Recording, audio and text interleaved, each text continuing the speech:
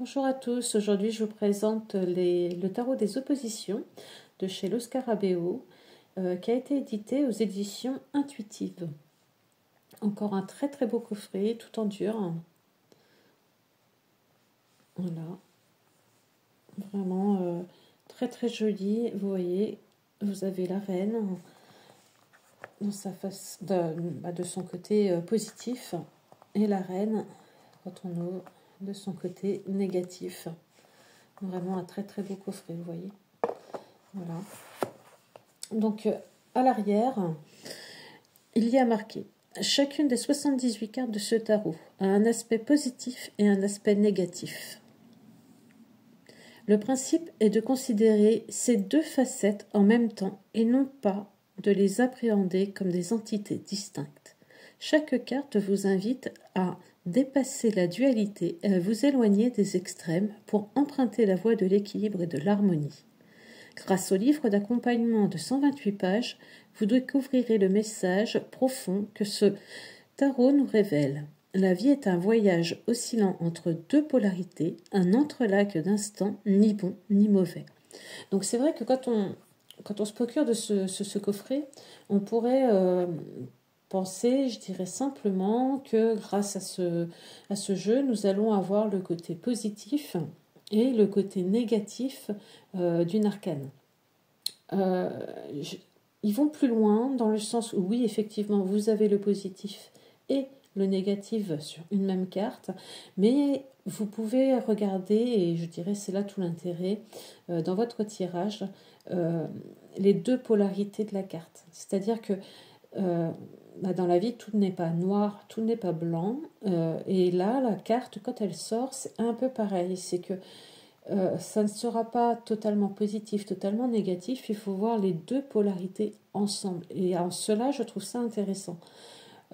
Ça permet également, bien entendu, si on veut apprendre le tarot inversé, d'avoir sur une même carte le positif et le négatif. Donc c'est vrai que c'est vraiment, pour moi, une belle découverte. Je sais qu'il n'est pas sorti d'aujourd'hui, mais une très très belle découverte. Donc voilà, le coffret, comme ceci, donc avec, comme d'habitude, hop là, donc, les cartes, hop, et le manuel. Donc les cartes, on va voir après. Donc nous avons le petit livret, le petit guidebook, qui est très joli, qui est en français. Donc nous avons une table des matières au départ qui nous donne une introduction, l'harmonie des contraires, interpréter l'ombre et la lumière, donc le positif, le négatif. Il y a un exemple de tirage. Ensuite nous avons les arcanes majeures, les arcanes mineures avec les suites de deniers, de bâtons et d'épées. Donc voilà.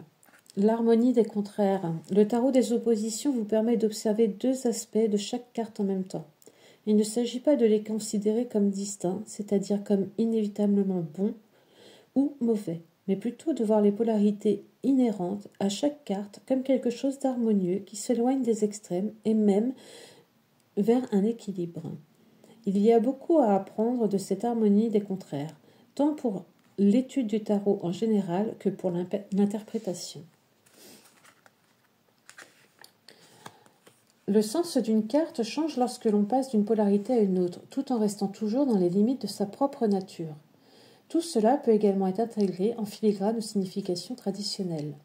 Le concept artistique au cœur de ce tarot présente au cartomancien la loi spirituelle qui relie ce qui est en haut à ce qui est en bas et ce qui est positif à ce qui est négatif.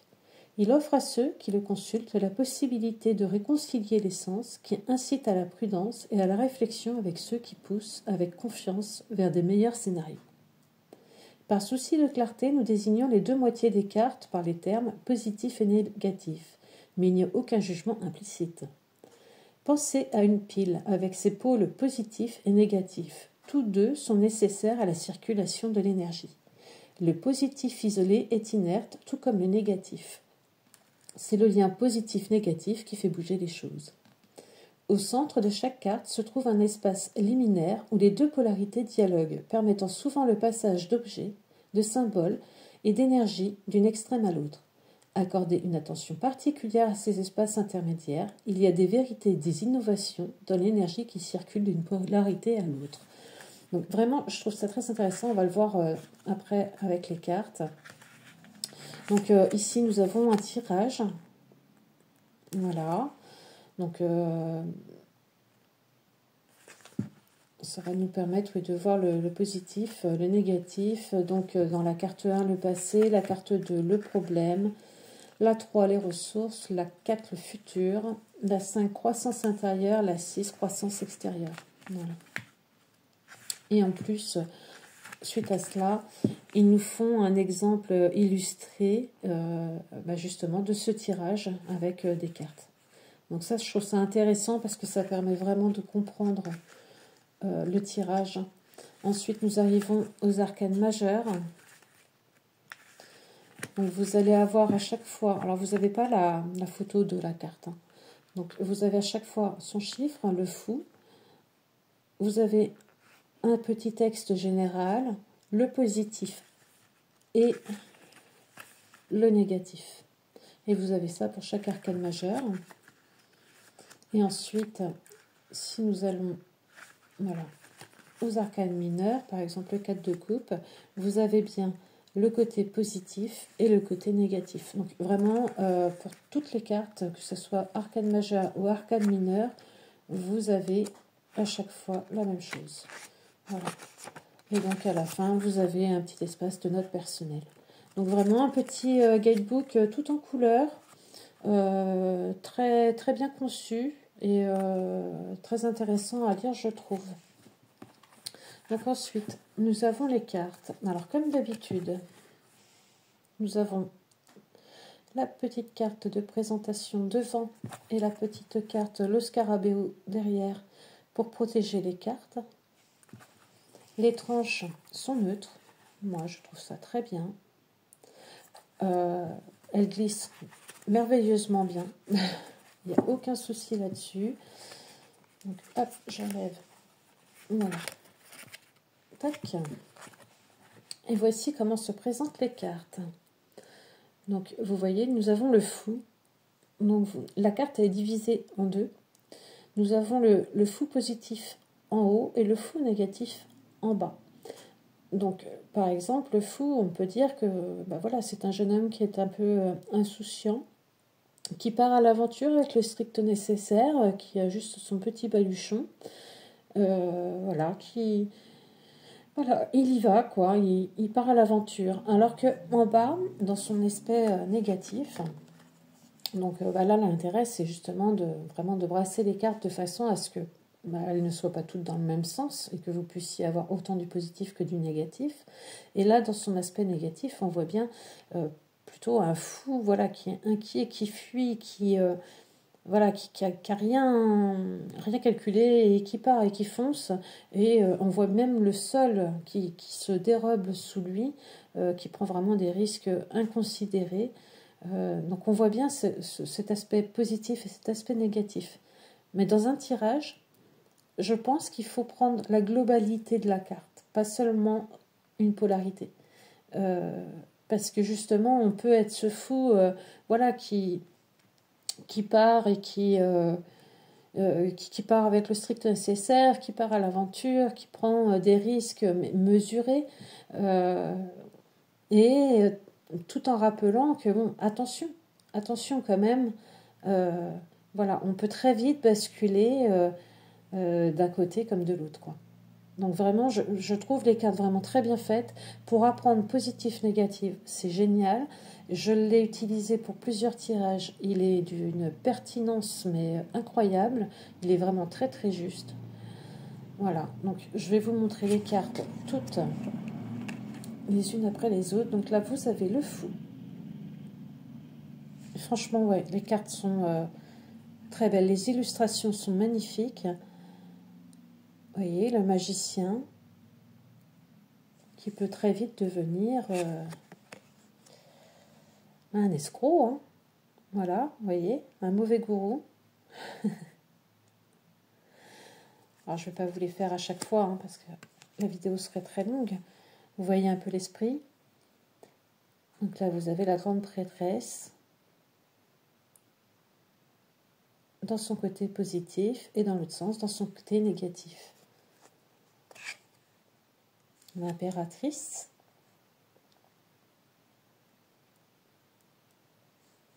Vraiment, moi, je me suis servi plusieurs fois là depuis que je l'ai de ce tarot.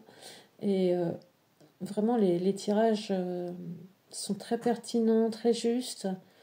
Le fait de pouvoir concilier ces deux facettes de la carte, ça apporte un plus par rapport à une carte, je dirais, standard, hein, d'un tarot standard, où on a très souvent le côté ou positif ou négatif de l'arcane.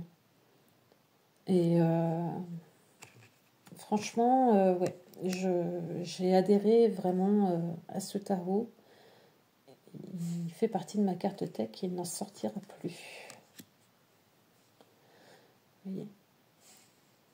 Alors, je ne sais pas si vous l'avez et comment vous l'utilisez. N'hésitez pas à me le dire hein, en commentaire. C'est parfois intéressant de savoir un petit peu comment... Voyez, regardez, par exemple, l'ermite qui choisit sa solitude, hein, quelque part, qui se met en retrait pour pouvoir revenir avec, je dirais, plus de savoir et voilà, il revient mieux après. Là, on ne sent pas une solitude choisie, on sent plutôt quelqu'un qui se cache. C'est complètement différent, vous voyez. La haute fortune. Hop là. La justice. Vraiment, ouais, les cartes sont magnifiques. Les illustrations sont belles. Tout y est, hein, vraiment. J'aime beaucoup. Le pendu, hein, vous voyez là la différence entre ces deux pendus. On a vraiment l'opposition. La mort. Là encore, hein, on voit bien la mort avec ce soleil qui se lève derrière. On voit une nouvelle journée qui commence, un renouveau. Et en bas, cette mort qui est figée et il n'y a rien derrière. Hein. On voit bien que tout est sombre. La tempérance.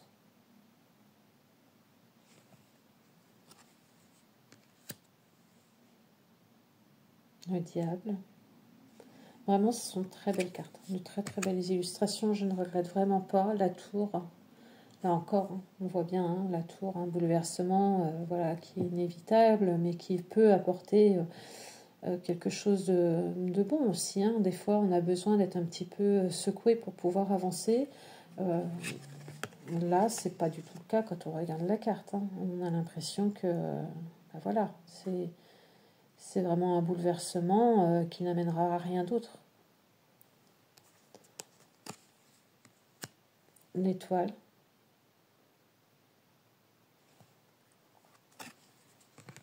La lune.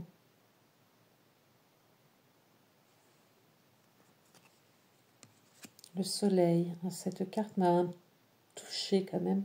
Parce qu'on voit cette harmonie, ce bonheur, cette joie avec ces beaux tournesols, ce soleil lumineux, cet enfant nu qui se promène dans le champ. Et en opposition, nous avons ce soleil qui a peut-être trop brûlé quelque part. Et tous les tournesols ont fané. Et cet enfant qui est dénutri, c'est vraiment une opposition. Moi, elle m'a beaucoup... je me suis arrêtée quand même assez longuement sur cette carte. Elle est touchante. Et elle est parlante. Voilà. La tempérance, pareil, la tempérance. Hein. On voit dans cette petite bulle bleue un enfant à naître, un embryon, un fœtus. Et ici, la mort, hein, une tête de mort. Donc vraiment, là encore, l'opposition est là, le monde, avec cette jeune femme qui nous fait face, et là, qui nous fait dos.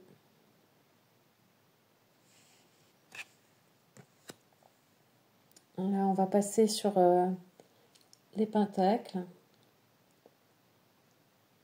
Et toujours hein, dans le même principe, vous avez le positif et le négatif. Avec ceux deux où on jongle, où il y a un certain équilibre. Et là, pas du tout, hein, il se casse la figure. Le 3, avec le travail. Le 4.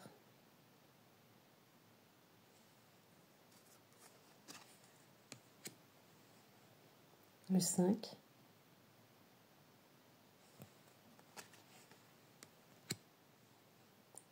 Le 6. Le 7.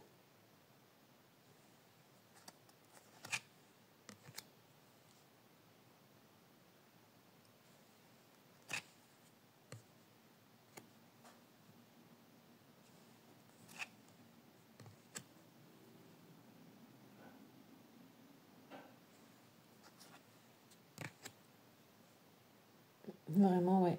Les illustrations sont très parlantes. J'aime beaucoup.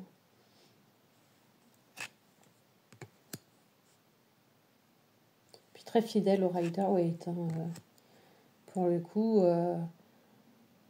je dirais même pour quelqu'un qui débute et qui veut apprendre le Rider-Waite, on passe son bâton,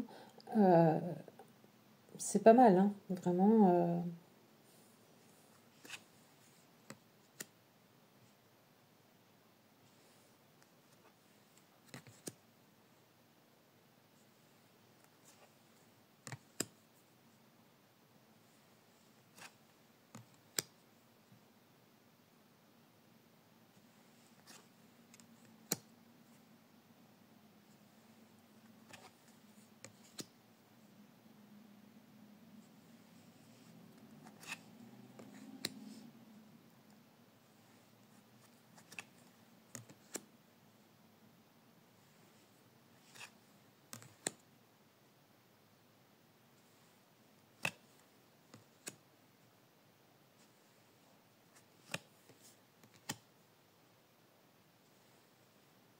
J'espère que vous voyez assez bien parce qu'on a vraiment un temps très gris en ce moment.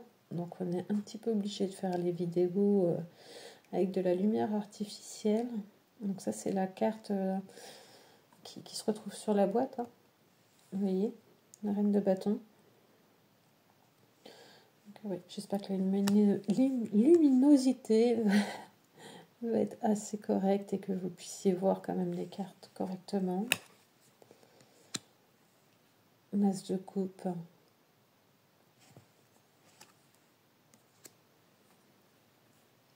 Le 2.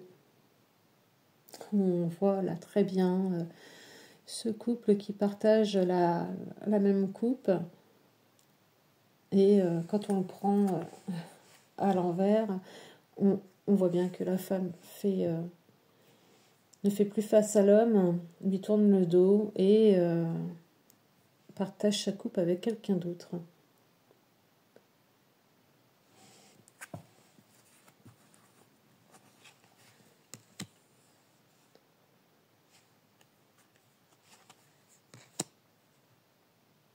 Cette carte aussi m'a beaucoup touchée, avec le 4 de coupe. Le 4 de coupe, qu'est-ce que je dis? Le 6 de coupe, pardon. Ouais, elle m'a touchée celle-ci. On parle un petit peu de nostalgie, hein, de regarder dans le passé et côté positif. Hein. Il partage un moment avec son père, très certainement, où il pêche. Et quand on retourne la carte dans son côté négatif, l'enfant est seul. Ça, c'est une carte, pareil, où je me suis beaucoup arrêtée dessus. Elle m'a énormément parlé. Voilà.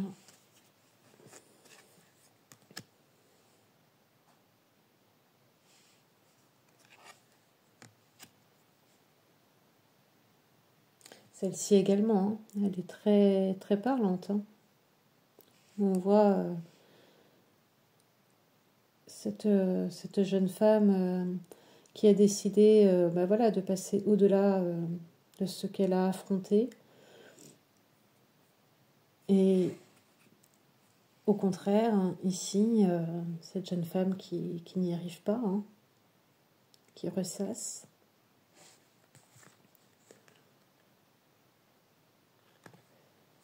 Et du coup, j'étais en train de regarder, mais mon 6 de coupe n'était pas à la bonne place. C'est pour ça que j'ai bugué juste avant.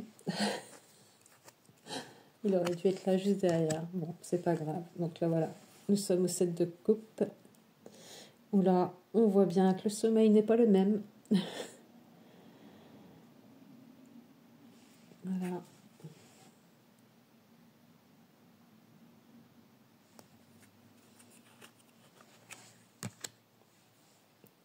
Le 8 de coupe, où on a décidé voilà, de partir et de laisser ce qui ne nous sert plus derrière nous. Et dans son sens contraire, négatif,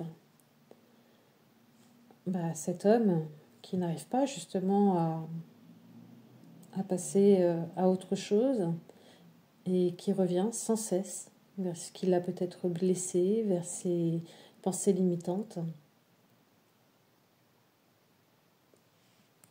C'est très parlant. Hop, 9.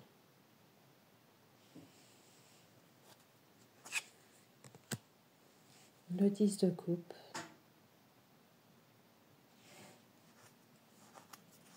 Voilà.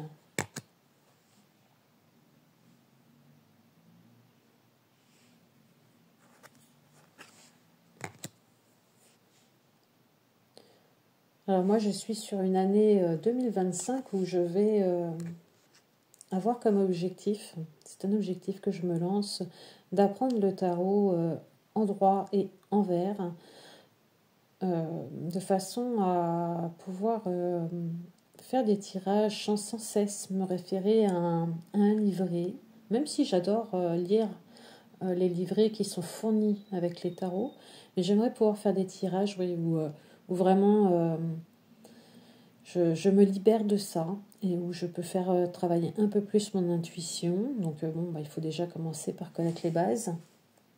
C'est pour cela aussi que j'ai acheté ce jeu pour m'y aider. Voilà, j'ai plusieurs petits objectifs comme ça pour l'année 2025. Je ne sais pas si vous fonctionnez comme moi, je n'aime pas parler de résolution. Je parle plus d'objectifs à atteindre. Et pour moi, à partir du moment où on a un objectif et qu'on s'y lance, il ne peut pas y avoir d'échec. Voilà.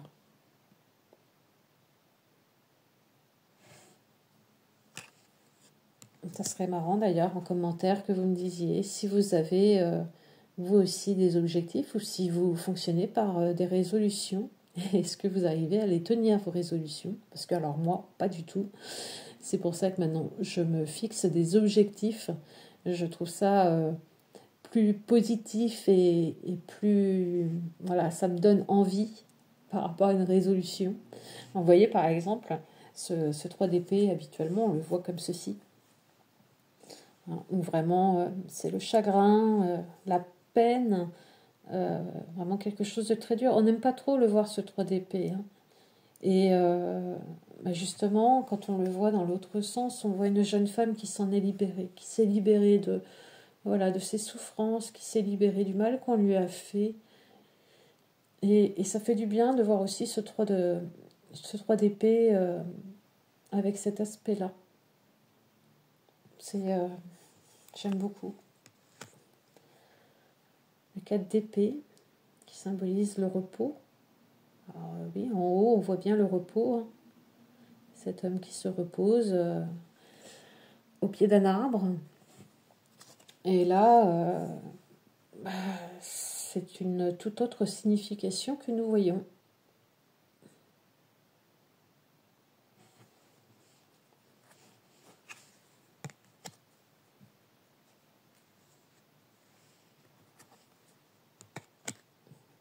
Là, pareil, vous voyez.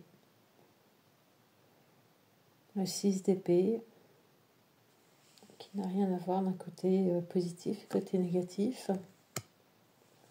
Le 7.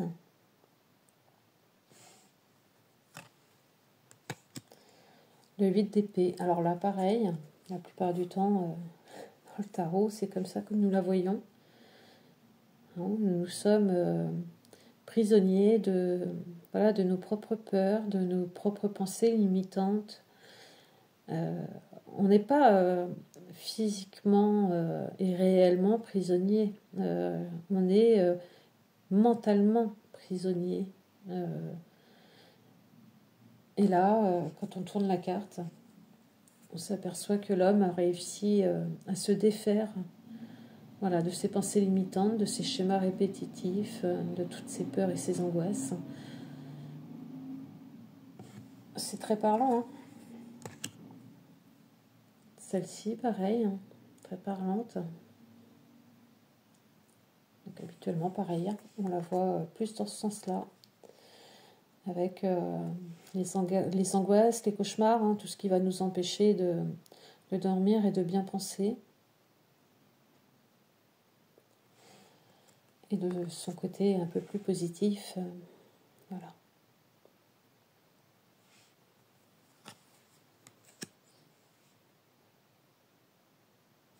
Ils sont superbes, j'adore.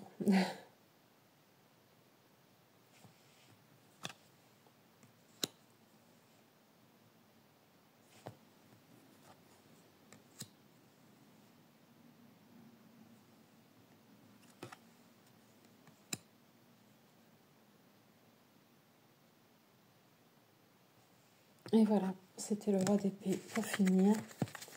Donc ouais, de très très belles cartes. Je sais pas, je crois que je ne vous ai pas montré le dos.